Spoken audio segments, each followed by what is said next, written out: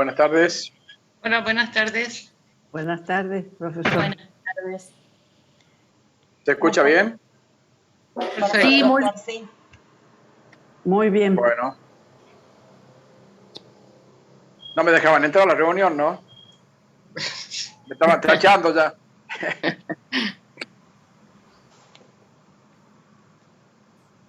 Es que nuestra directora tecnológica estaba Ajá. por ahí, Ah. pero ya llegó. Ya llegué. Dependemos del pilar ese que si nos falta. Sin dudas. No queremos preguntar dónde andaba ni. Eso es en el ámbito privado. Sin dudas que sí. Vamos a silenciar los micrófonos nosotros, Eduardo, y esperemos Bueno. unos minutitos que lleguen más estudiantes. Perfecto. Vos me decís cuándo querés que empecemos así. ¿Vos pones power, Eduardo? No. Ah, Es más, bien. estoy con el celular ahora, así que. Perfecto. Era para La ver verdad qué que hace. si tenés que compartir pantalla o algo así. Bien. Les quería decir que mandé un mensaje para que nos veamos un ratito cuando termine la clase, Eduardo, nos quedemos un ratito los que podamos. Sí, lo leí yo. Perfecto. Ah, bueno, perfecto. Yo también lo leí. Gracias. Bien.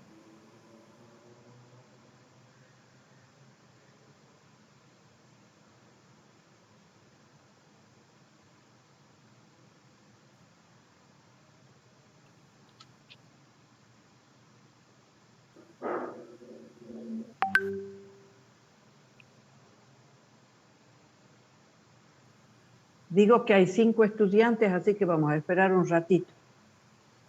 Bueno. Unos 3 minutos.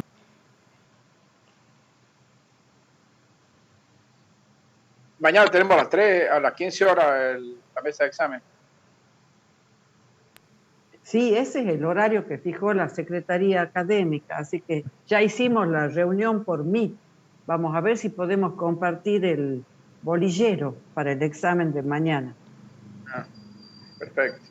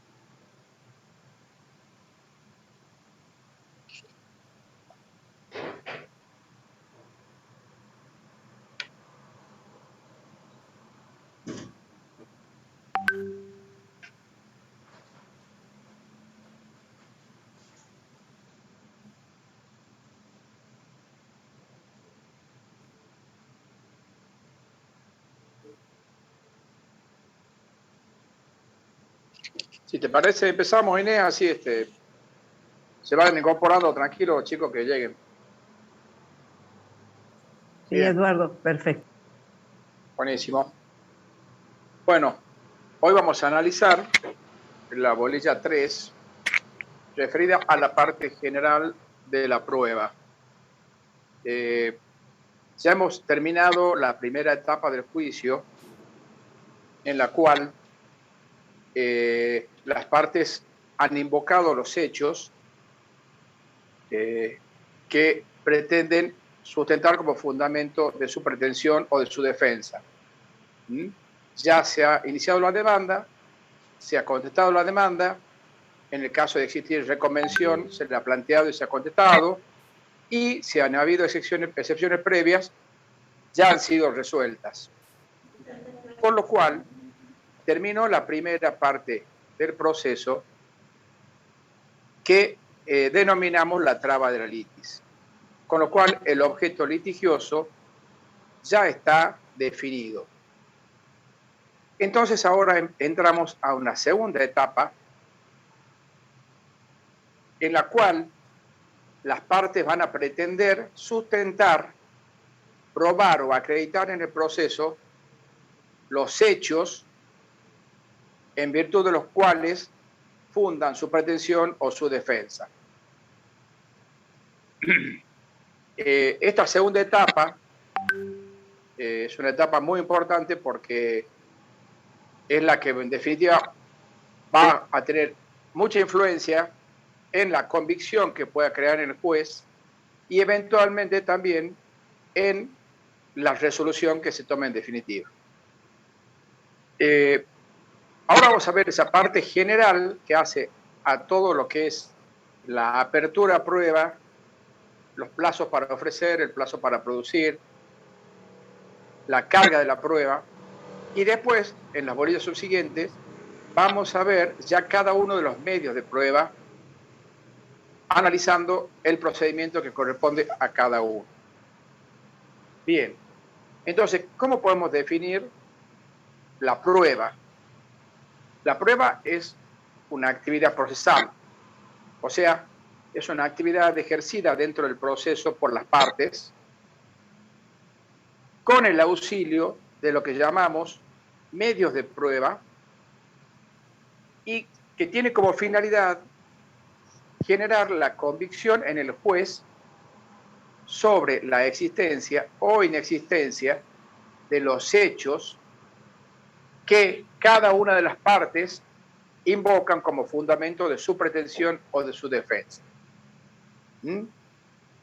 Nosotros en la demanda y en la contestación, en la convención o su contestación, hemos planteado los hechos, la parte fáctica, y además hemos invocado el derecho. Bueno, en esta segunda etapa el proceso tiende a acreditar la existencia o inexistencia de esos hechos invocados en la etapa de traba de litis. Bien, y esa actividad procesal se sirve de los medios de prueba previstos por la ley para acreditar esos hechos.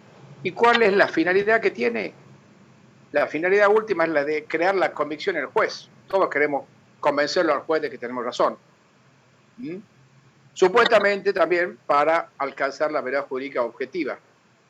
Pero cada parte va a tratar de generar la convicción en el juez sobre la verosimilitud, la veracidad de su posición en el proceso.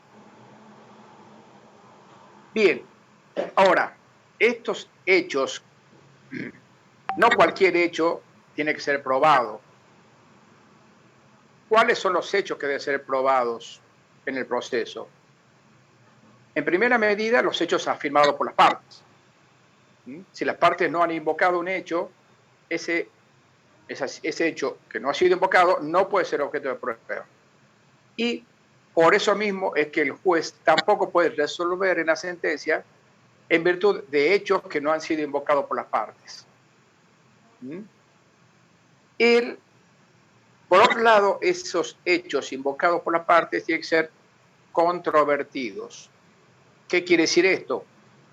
Que no exista coincidencia entre las partes sobre la existencia o inexistencia de ese hecho.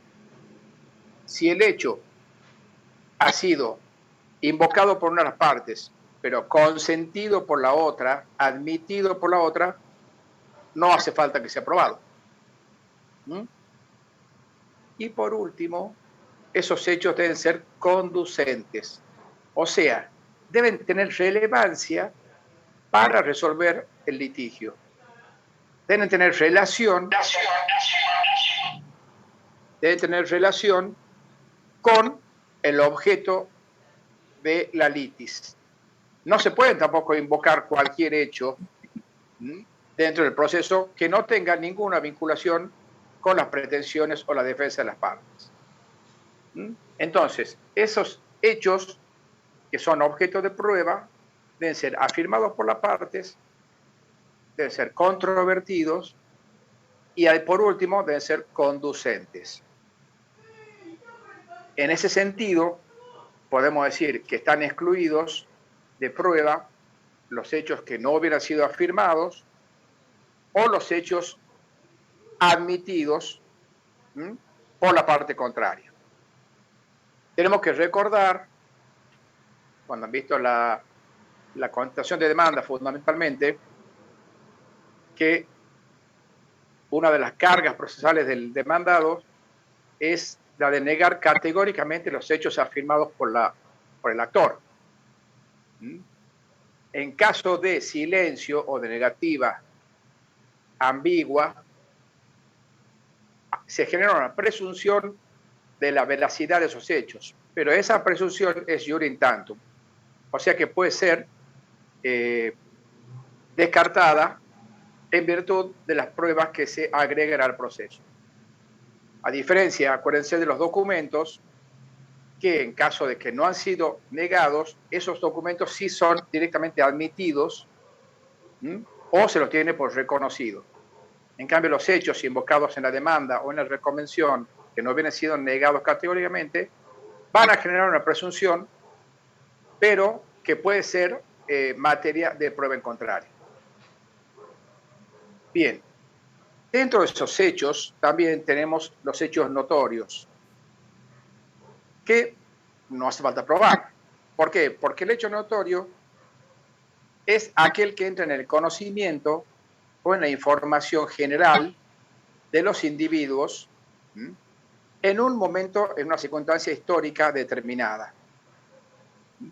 Esos hechos notorios se los puede invocar y, al ser de conocimiento general, aunque no requieran un conocimiento absoluto ni directo, uno puede invocar la Segunda Guerra Mundial, uno puede invocar la pandemia, uno puede invocar, y esos hechos notorios que tienen un conocimiento generalizado en un determinado grupo no requieren de prueba.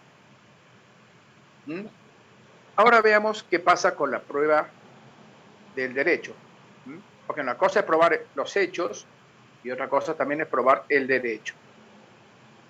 El derecho, en principio, no es objeto de prueba.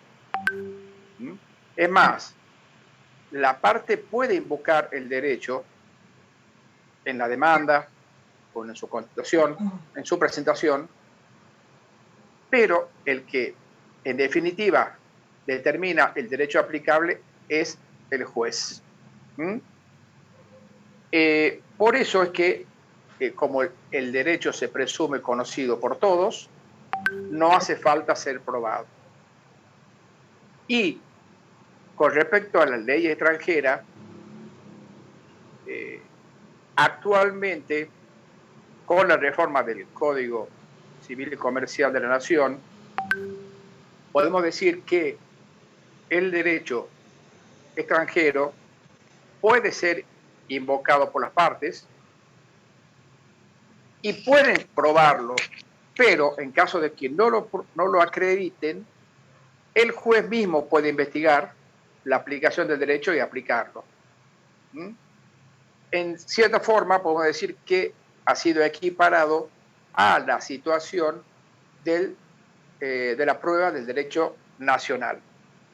En ese sentido, tengan en cuenta el artículo 1377 del Código de Procedimiento Civil de la Nación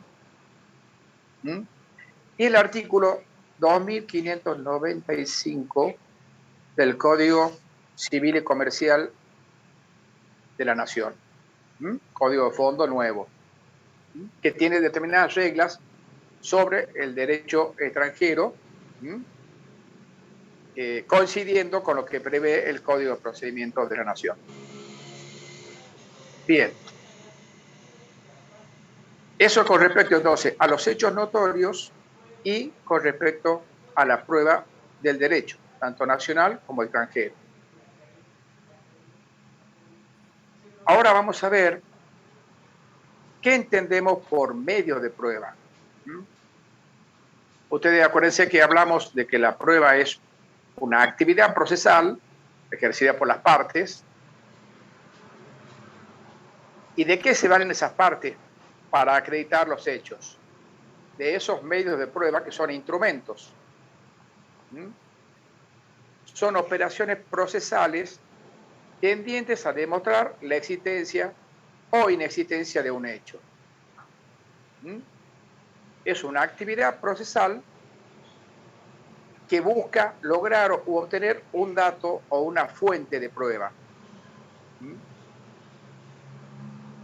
Esos medios de prueba los podemos clasificar como medios de pruebas directos o indirectos. El medio de prueba directo es aquel en el cual el juez directamente tiene una apreciación directa sobre el objeto de la prueba. Por ejemplo, el reconocimiento judicial. En cambio, la prueba indirecta es aquella en la cual la percepción del juez va a recaer sobre personas o objetos de los cuales puede deducir el hecho a probar. Por ejemplo, en el caso de los testimoniales, el juez va a tomar una relación directa con el testigo y a través del testigo va a poder acceder a su declaración, que va a ser la fuente de prueba que le va a poder acreditar o no la verosimilitud o la existencia o inexistencia de un hecho. También pueden haber medios de prueba preconstituidos, que son aquellos que existen antes del proceso, por ejemplo, una prueba documental, y aquellas pruebas que podemos denominar como circunstanciales, que se generan o se producen dentro del proceso. Prueba testimonial, prueba confesional, la misma prueba pericial. Bien. Vamos a ver ahora un tema que se denomina el régimen legal de la prueba. Acá, nosotros en el sistema constitucional federal, tenemos dos ámbitos de jurisdicción. El ámbito nacional, que dicta los códigos de fondo, y el ámbito provincial, que dicta los códigos de forma, código de procedimiento. Y el régimen legal de la prueba apunta a determinar en cuáles de esos ámbitos se puede legislar sobre prueba. El principio es que todo lo atinente a la forma de producción de la prueba, o sea, el procedimiento de la prueba, todo lo que hace al modo de su producción, al tiempo y al lugar, es materia excluyente de las provincias. Por eso las provincias tienen sus propios códigos de procedimiento en las distintas materias: Código Procesal Civil, Código Procesal Laboral, Código Procesal Penal, y en cada provincia o jurisdicción tienen su propio código, con lo cual hay una diversidad de procedimientos en las distintas provincias. Sin embargo, hay ciertas materias que sí pueden ser legisladas por los códigos de fondo referidos a pruebas. Primero, que pueden legislar sobre determinadas pruebas tendientes a asegurar los derechos legislados por dicha legislación. Y además, dictan normas referidas a la admisibilidad intrínseca de los medios de prueba. En principio no va a decir si el plazo de contestar la demanda es de 15 días, o si cuándo tengo que ofrecer la prueba, bueno, o dónde tengo que ofrecer la prueba, o cómo se hace la audiencia. Eso es materia provincial. Pero sí hay determinadas normas en la legislación de fondo que tienen incidencia sobre los medios de prueba que se pueden utilizar para acreditar determinados derechos, y además determina algunos casos también de inadmisibilidad de prueba en determinadas circunstancias. Por ejemplo, un caso típico es el artículo que prevé que para instrumentar y acreditar derechos reales sobre inmuebles deben ser instrumentados por escritura pública. Está previendo, legislando sobre un medio de prueba que después debe ser respetado y tenido en cuenta al momento de pretender acreditar ese derecho en un proceso. Es el artículo 1017 del Código Civil y Comercial de la Nación. También hay normas referidas a la imposibilidad de acreditar por testigos el contenido de un documento librado en blanco o determinadas inadmisibilidades de pruebas en casos de acciones de filiación. Por ejemplo, el nacimiento o el matrimonio se deben probar por las actas de matrimonio o la partida de función en el caso de muerte. Bien, entonces, en definitiva, todo lo que hace al modo de producción de la prueba es materia excluyente de los códigos procesales de orden provincial. Pero lo que hace a la admisibilidad de la prueba, de determinados medios de prueba, y a los medios de prueba necesarios para acreditar derechos legislados en la legislación del fondo, vamos a encontrar normas también dictadas en la legislación de fondo que deben compatibilizarse y respetarse en el proceso judicial ejercido en concreto. Bien. En principio, estos medios de prueba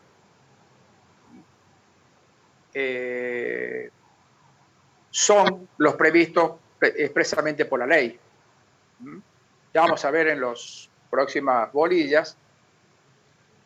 Vamos a desarrollar la prueba documental, la prueba informativa, la prueba testimonial, la prueba pericial, la prueba confesional, la prueba documental. Son todos medios de prueba previstos expresamente por la ley, en la cual el código prevé las distintas situaciones que pueden generarse y la forma de producir cada uno de esos medios de prueba. Pero puede existir también, haberse ofrecido pruebas que no estén expresamente legisladas y que se van a regir por analogía, por el procedimiento más de la prueba más parecida a la ofrecida por las partes o a la dispuesta por el juez.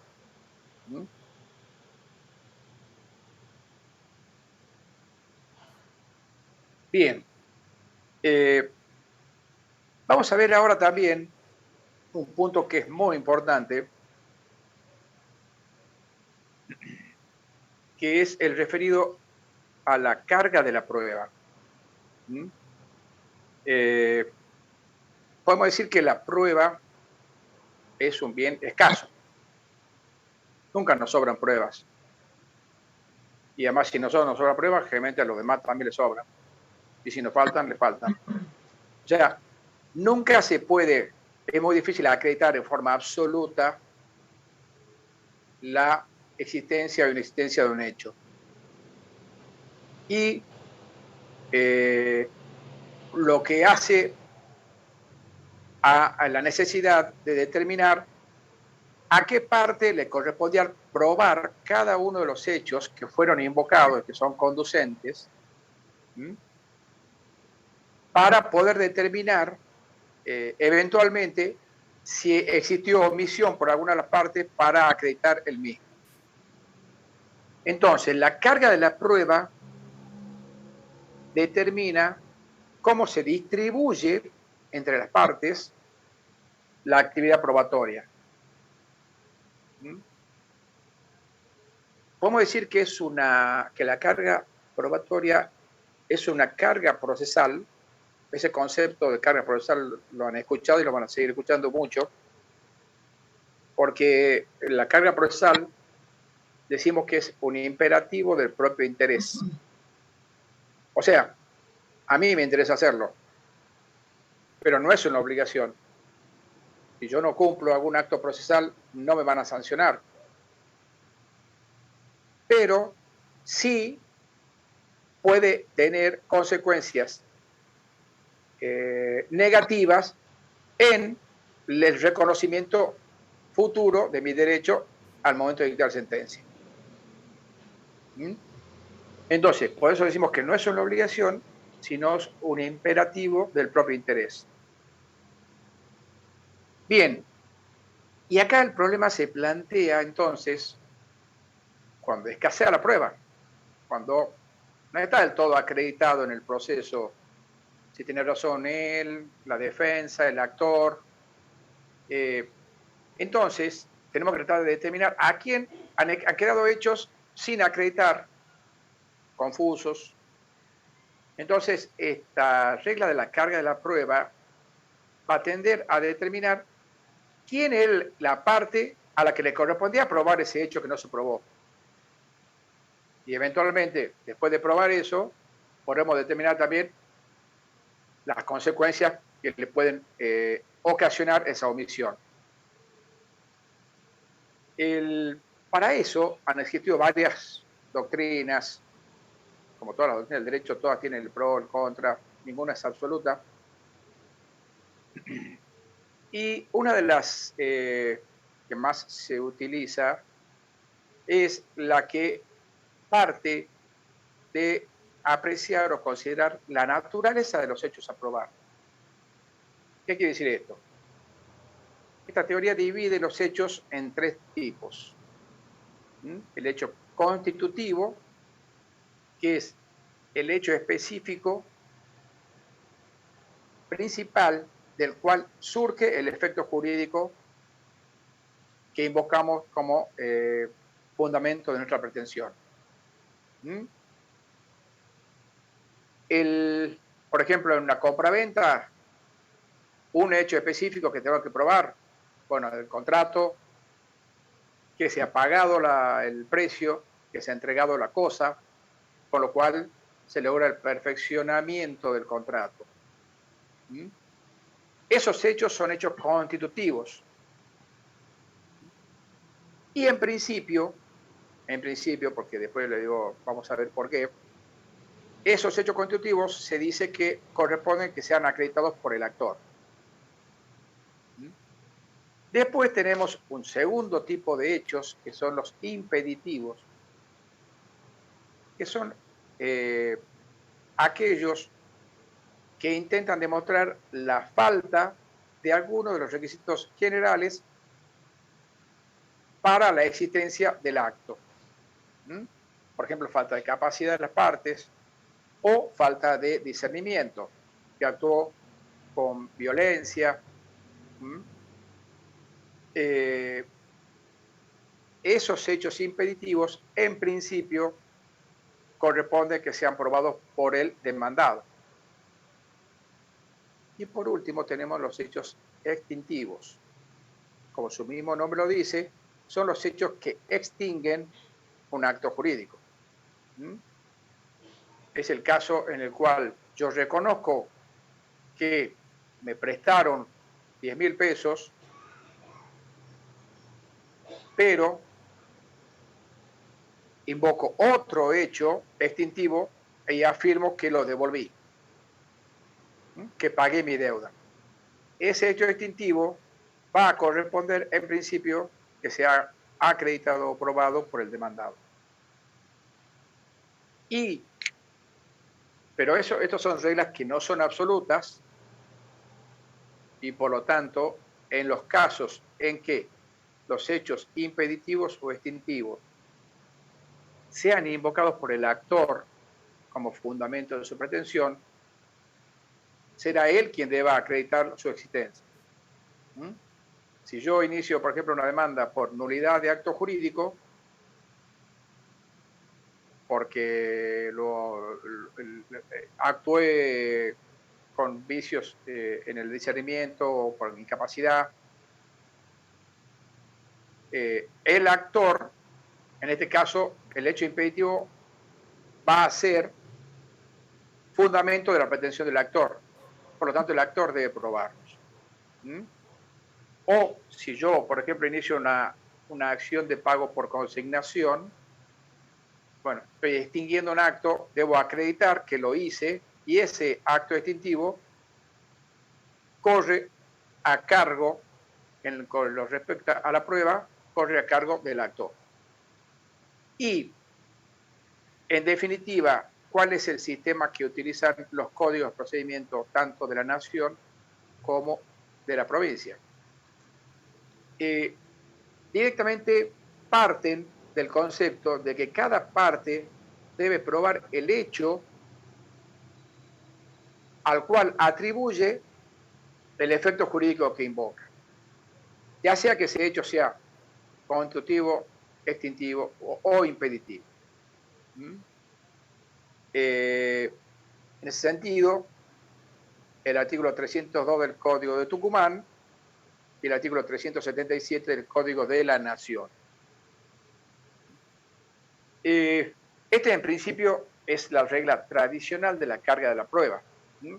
Entonces, si yo invoco un hecho al cual le otorgo efectos jurídicos que sustentan mi pretensión o mi defensa, en principio, esa parte es la que está no obligada, pero tiene la carga procesal de probar ese hecho.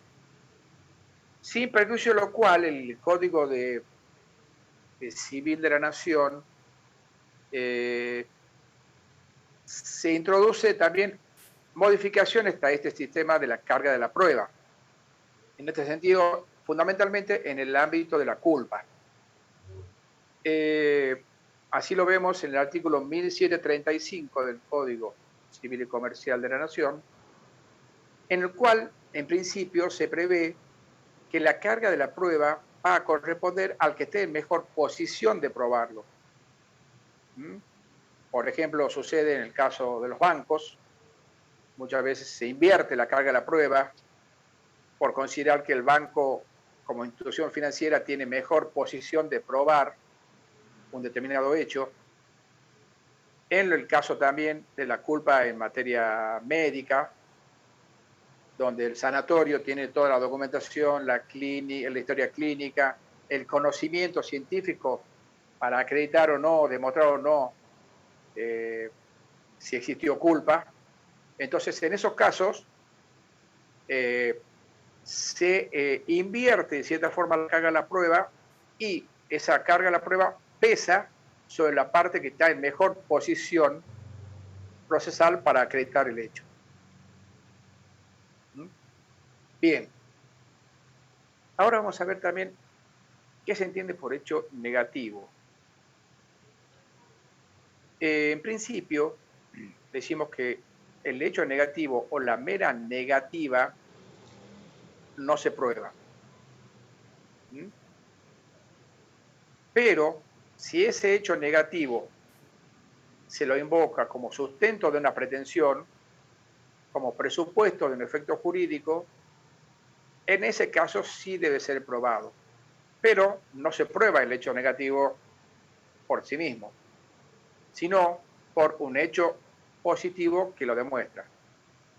Si a mí me acusan de haber intervenido en un accidente de tránsito y yo digo, yo no fui, no estuve, bueno, yo no puedo probar que no estuve, tendré que probar que estuve en otro lado. Si a mí me invocan, me imputan culpa o negligencia en un obrar, yo para probar mi falta de culpa lo que tengo que probar son las diligencias que hice para evitar el hecho o el daño que eventualmente se genera por el hecho. Bien.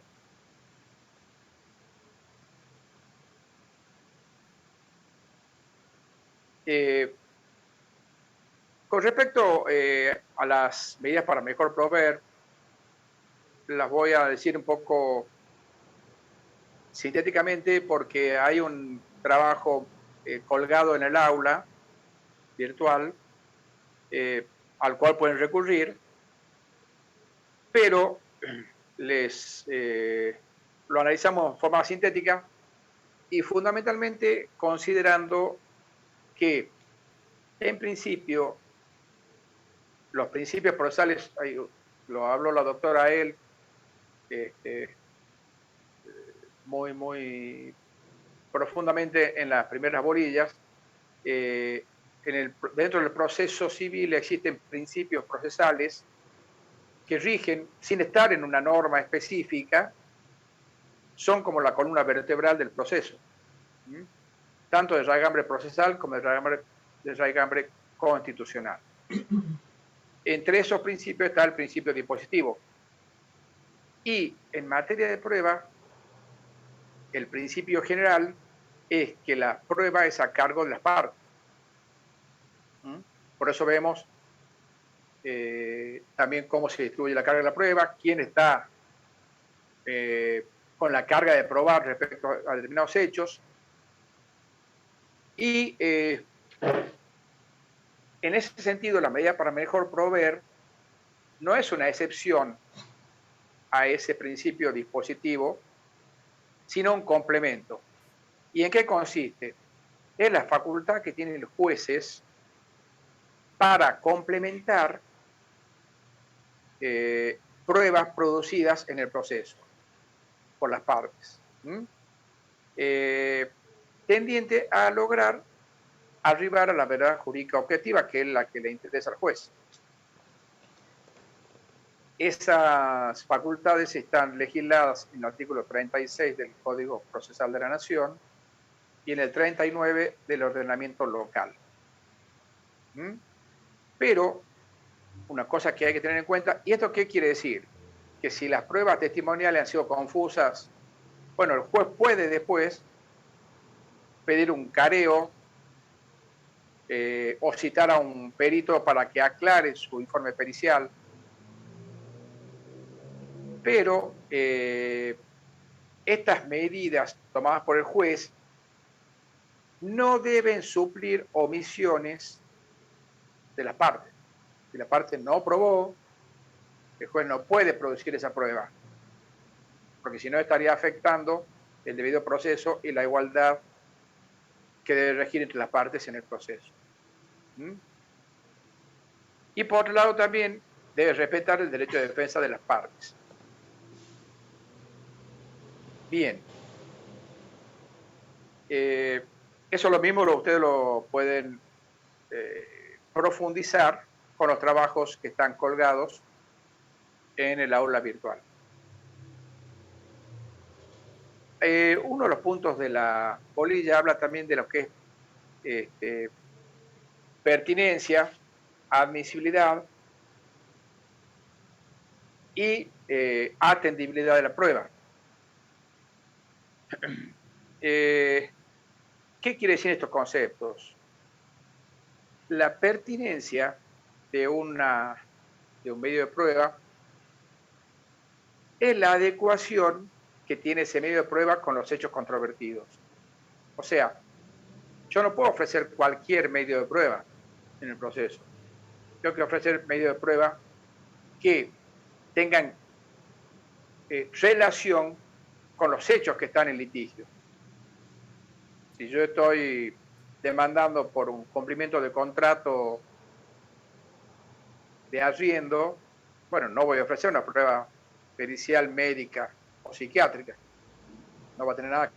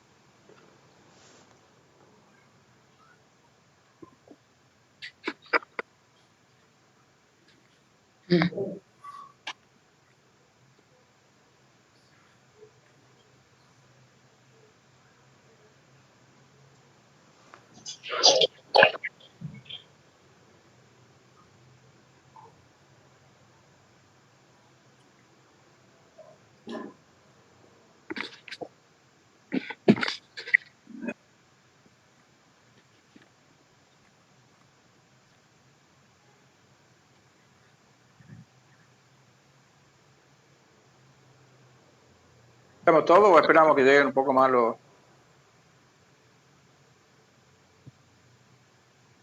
Están todos más o menos los que estaban en... Bien, seguimos. Son más rápidos que yo, entonces, para volver a la reunión. Bien. Decíamos entonces, hablamos de la pertinencia, la cual, si es manifiesta, si una medio de prueba es manifiestamente impertinente, el juez debe rechazarlo in limine. El segundo concepto es la admisibilidad de la prueba. O sea, que la prueba no esté prohibida por la ley para ser producida y que esté producida fuera, dentro del término previsto por la ley. En el caso de que sea inadmisible, el juez debe también desestimarla in limine de oficio. Sí, y el último concepto es la atendibilidad de la prueba, que es el poder o la eficacia de la prueba de generar convicción en el juez sobre la existencia o inexistencia de un hecho. Esta atendibilidad, como el mismo término lo indica, hace entonces debe ser valorado en definitiva al momento de dictar sentencia. Bien. Ahora vamos a entrar ya a la parte procesal, referida a la forma de apertura de prueba, la forma de ofrecimiento y la forma de producción de la prueba. A partir de estos puntos es importante distinguir o diferenciar las diferencias que existen entre los Código de Procedimiento de la Nación y el Código de Tucumán. Bien. El juez, una vez trabada la litis, una vez que se han contestado la demanda, la reconvención, se han resuelto las excepciones, si existieren hechos controvertidos, el juez dicta un proveído, un decreto, providencia simple, es un decreto de lo más sencillo dentro del proceso, ya van a ver cuando veamos los tipos de sentencia, en la cual ordena la apertura a prueba, solo cuando existieren hechos controvertidos entre las partes. Y con ese decreto empieza esta segunda etapa del proceso. Las partes pueden oponerse a esta apertura a prueba, por considerar que no hay hechos controvertidos o que todos las pruebas son instrumentales, con lo cual esa oposición en Tucumán hay una diferencia entre el Código de la Nación y el Código de Tucumán. En el Código de Tucumán, la parte puede oponerse dentro del plazo de 5 días a partir de que fue notificado del decreto de apertura a prueba. Ese planteo de oposición se le corre traslado a la parte contraria y lo va a resolver el juez.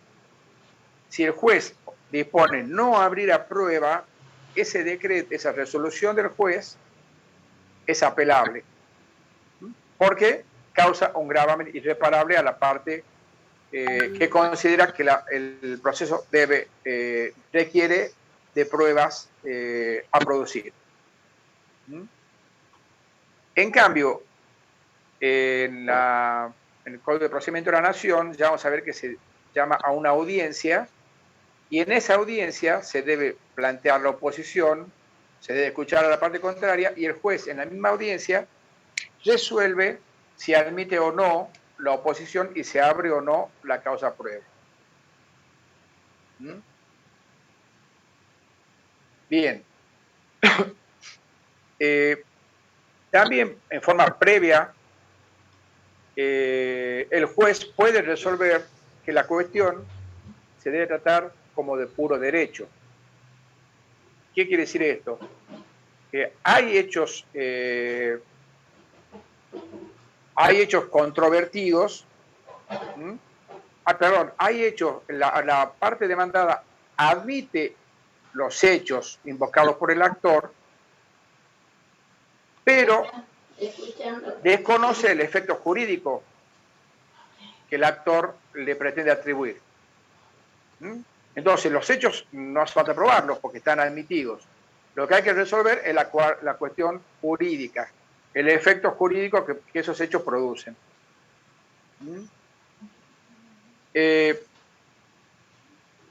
Eso, el Código de la Nación también se debe resolver en la misma audiencia del artículo 360 que vamos a analizar a continuación.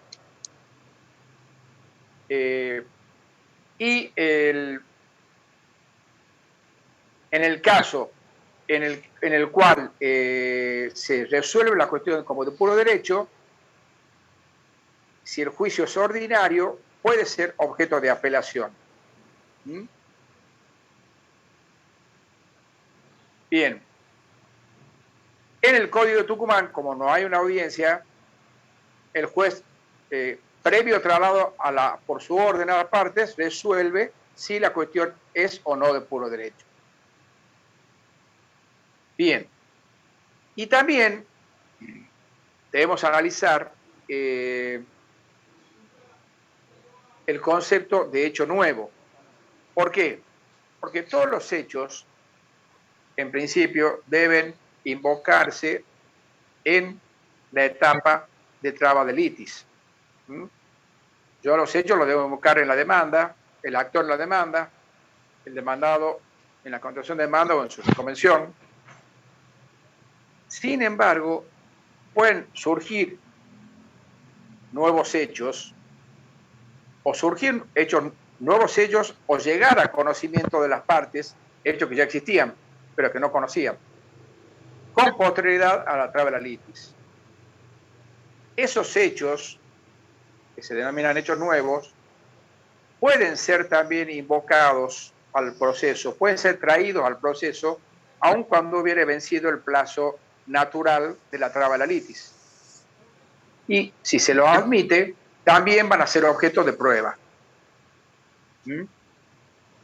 Entonces, en el Código de la Nación, esos hechos nuevos deben alegarse hasta 5 días después de notificada la audiencia de prueba.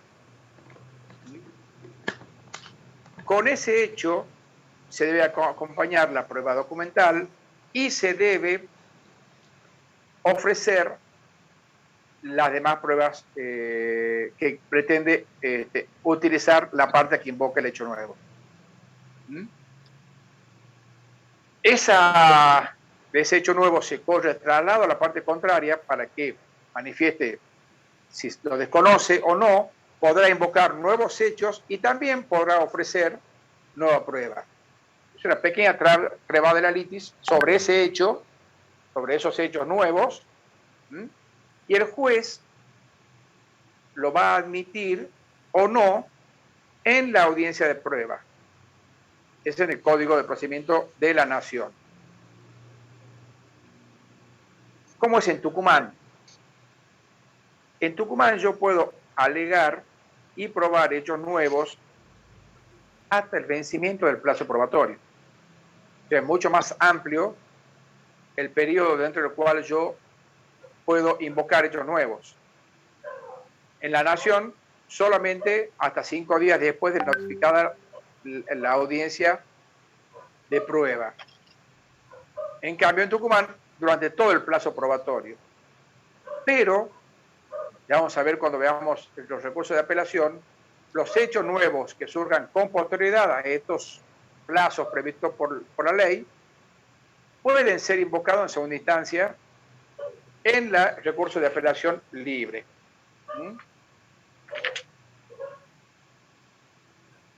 Bien, y vamos a ver, entonces, ya se ha abierto a prueba, ya se ha dictado un decreto de apertura a prueba, se ha notificado a las partes. Este plazo de prueba es común. ¿Qué quiere decir eso? Que empieza a correr a partir de que se notifica a la última de las partes. Dentro de ese plazo, cuando notifico en Tucumán, cuando notifico la apertura de prueba, empieza a correr el plazo de 5 días para que una de las partes se oponga a la apertura de prueba. Si no hay oposición, una vez vencidos los 5 días, recién empieza a correr el plazo de prueba. Si hay oposición, el plazo de prueba va a correr a partir de que quede resuelta la oposición. En la Nación, como hay una audiencia de prueba que concentra todas las pruebas, el plazo probatorio comienza a partir de la fecha de la audiencia. Bien, y acá es muy importante, acá hay que distinguir dos momentos respecto a la prueba, y también hay que distinguir los diferentes sistemas en el orden nacional y en el orden provincial. Primero hay que, con respecto a la prueba, ustedes cuando alguna vez sean abogados, van a tener primero que ofrecer la prueba, primero la etapa de ofrecimiento, y después la producción de la prueba. Y en este aspecto difieren los dos ordenamientos procesales. En el Código de Procedimiento de la Nación, toda la prueba debe ser ofrecida en el escrito de demanda, de contestación, reconvención o subcontestación. O sea que la prueba, cuando está trabada la litis, la prueba ya está ofrecida. Y solamente va a quedar la producción de la prueba para después de abierto el periodo probatorio. En Tucumán no. En Tucumán hay que acompañar la prueba documental, pero el resto de la prueba se ofrece dentro de los 10 primeros días del plazo probatorio y se producen en los 30 días subsiguientes. Eso distínganlo bien, porque es una pregunta muy importante, así que pido que lo tengan muy en cuenta.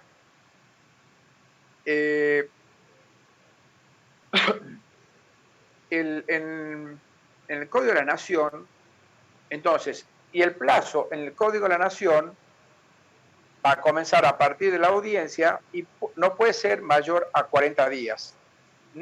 Y es fijado por el juez de acuerdo a la complejidad de la prueba a producir en autos. En Tucumán, una vez que queda firme el auto de apertura a prueba, va a comenzar a correr el plazo de 40 días en el juicio ordinario, dentro de los cuales en los 10 primeros vamos a ofrecer la prueba y en los restantes 30 vamos a producirla. Bien. En el Código de la Nación se prevé la posibilidad también de ofrecer prueba extranjera. Véanlo, no vamos a extendernos mucho en esto por el tiempo, pero fundamentalmente debe ofrecerse y producirse dentro del mismo plazo probatorio. No hay un plazo extraordinario de prueba en el orden nacional. En Tucumán sí hay un plazo extraordinario de prueba para las pruebas que deben producirse fuera de la provincia. Ese plazo extraordinario lo va a resolver el juez y corre en forma paralela al plazo ordinario de prueba. Y en Tucumán ese plazo de prueba se extiende también por un día cada 10 kilómetros cuando la prueba debe producirse fuera del asiento del juzgado, pero dentro de la provincia. Bien. Y también, que es un punto que está también en el programa, deben tener en cuenta que todas las resoluciones sobre la producción, denegación o sustanciación de la prueba son inapelables. Porque, en definitiva, pueden volver a replantearse en la segunda instancia al momento de fundar el recurso de apelación contra la sentencia definitiva.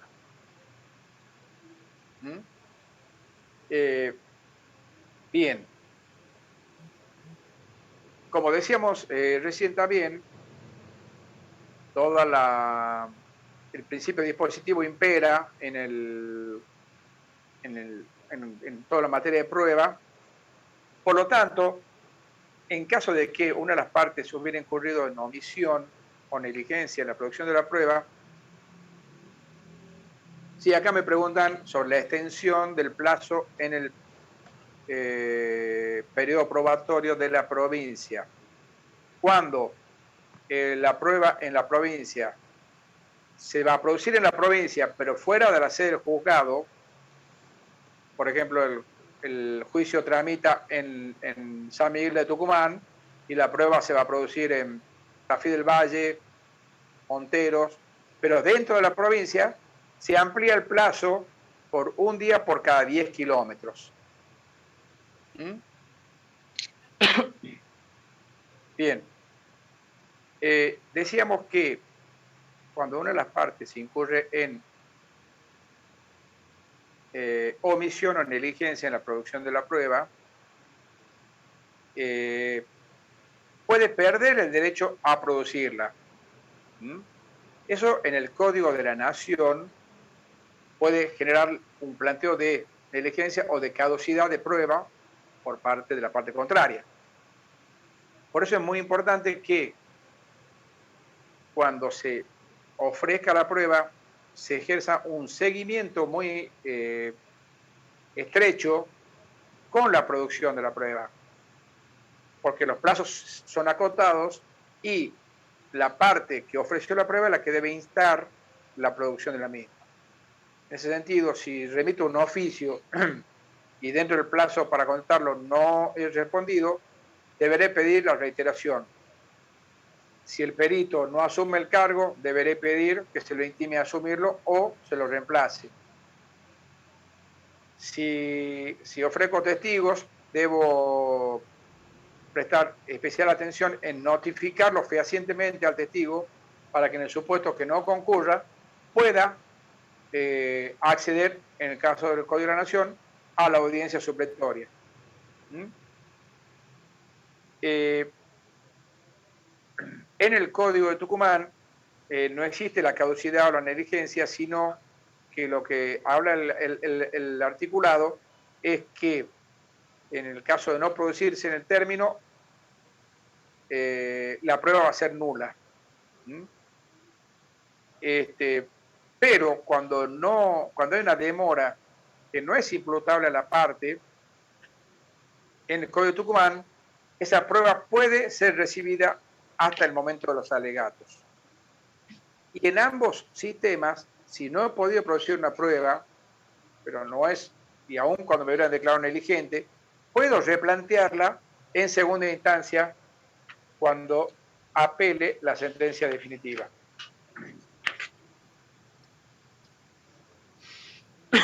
Bien, vamos a ver ahora el último punto. Nosotros ya, acá ya hacemos como un salto, digamos, porque nosotros hemos analizado cómo abrimos la prueba, cómo abrimos la prueba de la causa, cuáles son los hechos que van a ser probados, los medios o instrumentos que tenemos para probarlos, qué pasa si no lo producimos, caemos en negligencia, cuáles son los plazos. Y el último punto es el de la apreciación de la prueba. ¿Mm? O sea, ¿cómo debe ser valorada la prueba por el juez? Hay dos sistemas muy diferenciados que conviven en nuestro ordenamiento legal. El primero es el tasado, que es aquel que impone una eficacia determinada en forma vinculante para el juez de determinados medios de prueba. Y a pesar de que es un régimen que imperaba en la antigüedad, ha ido siendo superado, pero subsiste. Pregunto a los compañeros que no ingresaron si puede ser grabado o será grabada. no. Me entiendo que no son grabadas las clases. Bien. En Eduardo, ese un sentido, por minutito, ejemplo. por favor. Eduardo, Sí, lo hemos dicho ayer. sí. Corresponde que los estudiantes, como tenemos comisión de mañana y de tarde, que los estudiantes ingresen al aula y escuchen la clase. Los que quieren grabar lo pueden hacer. Nosotros no podemos estar grabando una clase de 1 hora y media, pero aún así no lo vamos a hacer porque lo que queremos es que asistan a la clase, por eso la dictamos en el horario que corresponde. Eso es una prueba vinculante, por ejemplo. Gracias, Eduardo. Clarísimo. Clarísimo.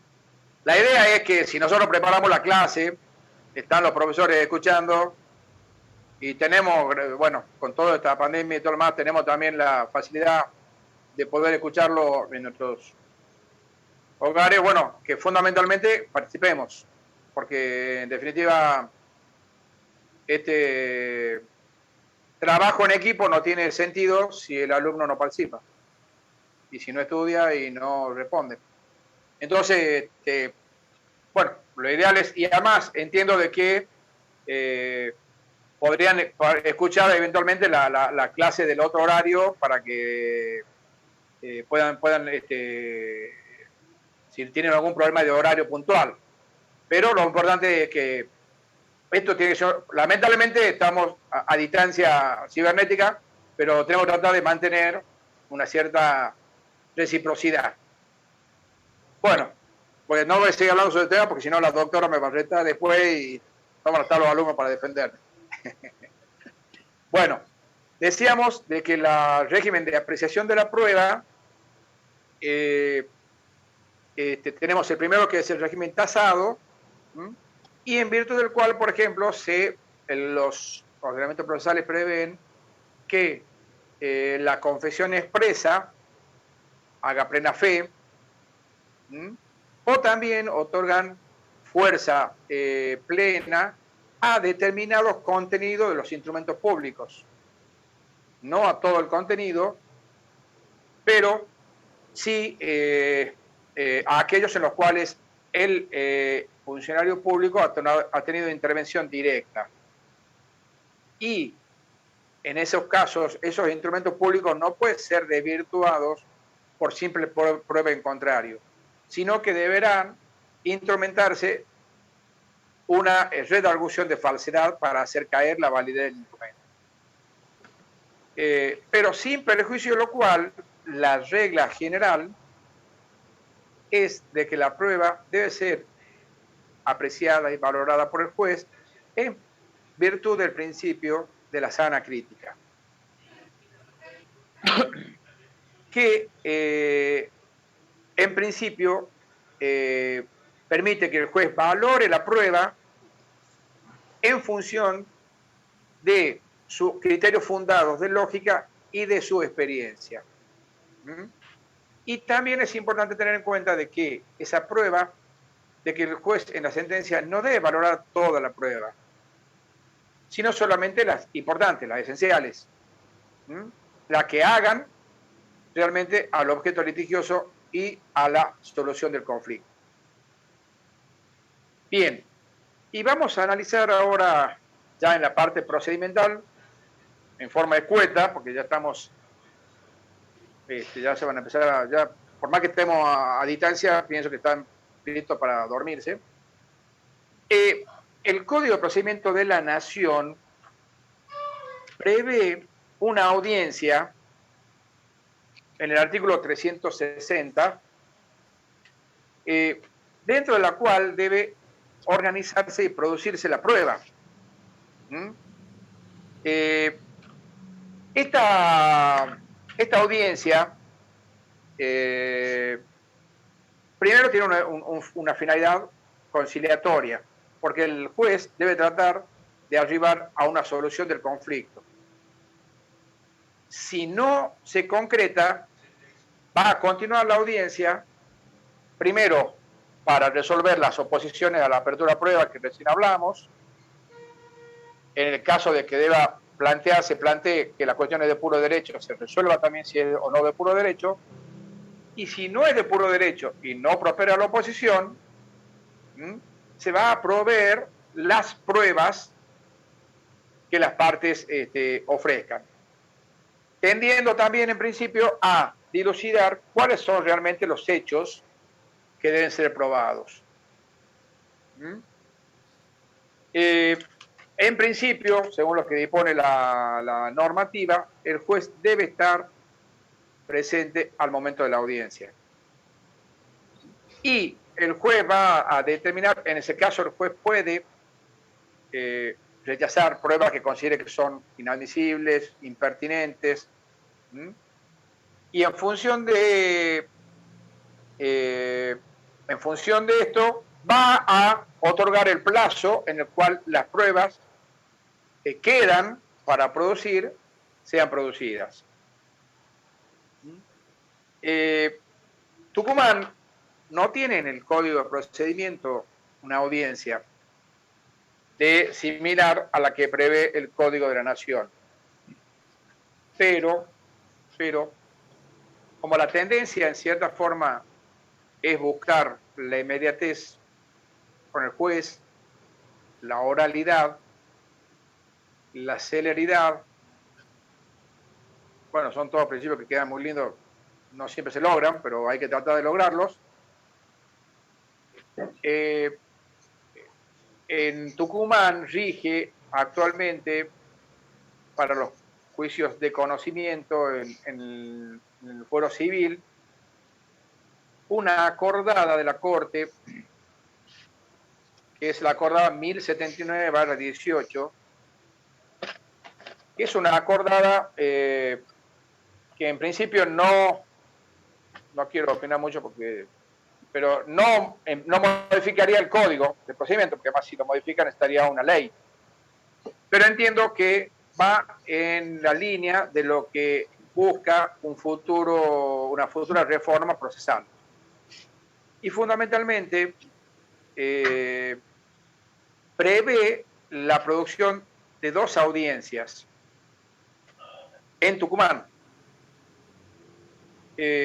Una primera audiencia similar en cierta forma a la de la Nación, porque es una audiencia también de conciliación y en la cual, si no existe conciliación, se proveen las pruebas a producir.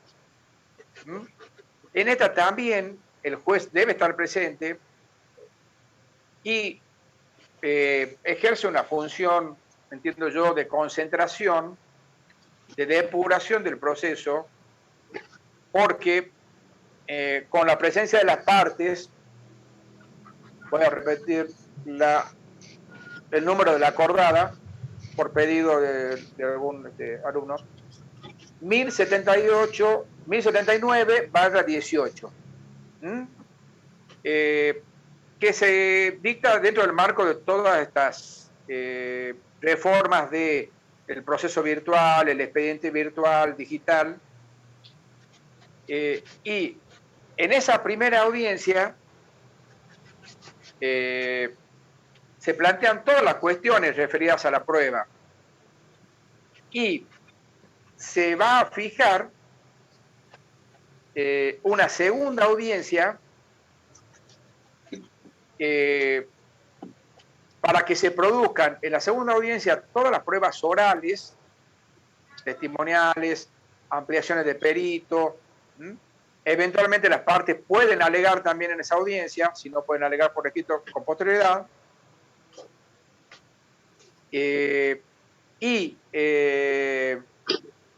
en esta acordada hace mención también, cuando yo le hablaba del régimen de la carga de la prueba, de que el Código Civil y Comercial de la Nación habla de una prueba dinámica, de una carga de prueba dinámica, de cierta forma, en virtud de la cual la carga de la prueba de los hechos le corresponde a la parte que está en mejor posición. Esta acordada también hace mención a que ese principio o criterio de apreciación de la carga de la prueba será aplicado en el proceso. Como dice la doctora, está colgada también en el aula virtual ya se está aplicando y bueno, entiendo de que promueve o tiende a agilizar el proceso. Creo que hablando así se la aplica mucho más en el Código de Procedimiento de Tucumán que en la Nación, porque en la Nación yo no he visto ninguna audiencia de 360. Y en cambio en Tucumán le están aplicando y el juez está tomando intervención porque tiene que intervenir, para lo cual tiene que conocer los hechos al momento de ir a la audiencia para poder determinar eventualmente cuál va a ser la prueba pertinente, cuál no. La verdad que entiendo de que está generando un cambio muy favorable y bueno, que espero que después eventualmente plasme en un ordenamiento procesal que también lo recoja. Y por último les recomiendo que en el aula virtual tienen los trabajos de los distintos, que ya lo dijo la doctora, yo lo repito, que los trabajos hechos por los distintos profesores referidos a los distintos temas de la materia, y también tienen el manual del doctor Palacio actualizado, tienen los códigos de procedimiento, tienen este tipo de legislación, o sea que en realidad lo que nosotros antes teníamos que ir a la biblioteca a ver si tenemos suerte de conseguir algún libro, lo tienen con un clic en la computadora. Así que espero que lo aprovechen. Y bueno, ya muchas gracias por su atención y espero que haya sido claro. Si no, estamos para escuchar las consultas que quieran formular en el aula virtual. Y muchas gracias. Gracias, doctor. Muchas gracias, doctor. Muy buena y muy clara la clase. Me alegro, chicos. Gracias, profe. Muchas gracias, Hasta doctor. luego. Hasta Bueno. luego, doctor. Estudien, ¿no? Sí. No se hagan lo que la clase es clara porque después hay que estudiar ustedes, digamos, si no, no sirve. Sí, ahora vamos a leer el acordado. Hasta luego. Muchas gracias, doctor. Hasta luego. Muy bien, profesor. Muchas gracias. Hay que molestarlo un poco los alumnos. Sí, Hasta luego, doctor. Buenas tardes. sí, Bueno, si muchas nos gracias. nos vamos a quedar un ratito los profesores, así que, bueno, los despedimos a los estudiantes, se van retirando. Félix y Eduardo y Fernando, si se quedan un ratito, por favor. Bueno, gracias. Hola, Silvita. Activa tu